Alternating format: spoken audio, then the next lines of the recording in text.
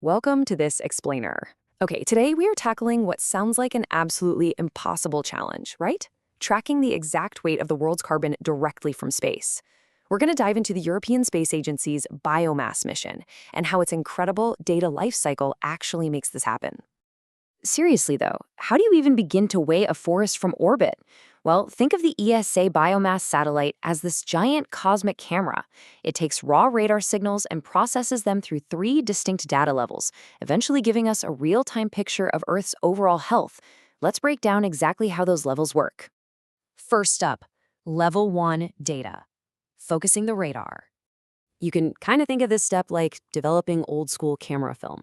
In levels 1A and 1B, the satellite takes those raw signals and focuses them into clear images by filtering out all that messy atmospheric interference, specifically from the ionosphere.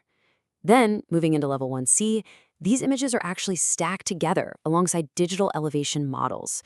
The result? A super rich, multidimensional radar perspective of the forest.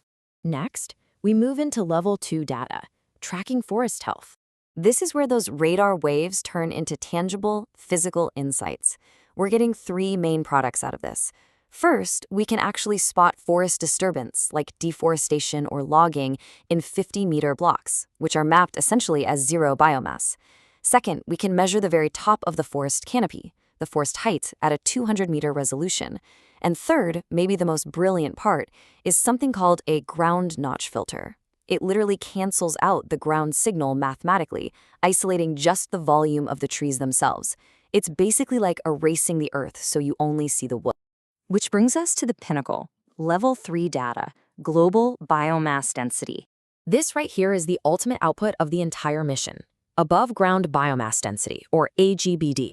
This measurement tells us precisely how many tons of dry, above ground woody mass exist per unit area. It's measured in tons per hectare, and it's mapped globally at that same sharp 200-meter resolution we just talked about. Now, obviously, creating a unified map of literally all of Earth's forests is a massive undertaking. So keep in mind, this consolidated global dataset isn't just instantaneous. It is only delivered after the satellite completes its very first grueling full cycle all the way around our planet. And you might be wondering, how do we know the numbers are actually right? Well, to guarantee pinpoint accuracy, the space data is strictly validated against ground truth measurements. It follows the global gold standard, the COS hierarchy, and compares the satellite reads to highly accurate reference data from the International GeoTree Initiative.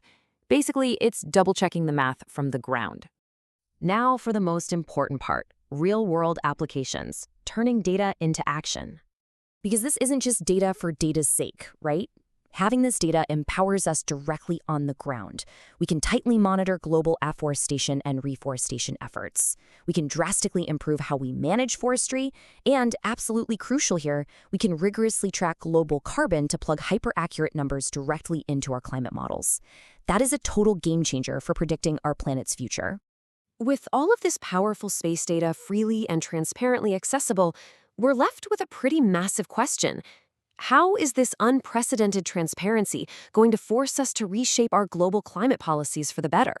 The true weight of our forests will literally be right there for everyone to see. Definitely something to think about.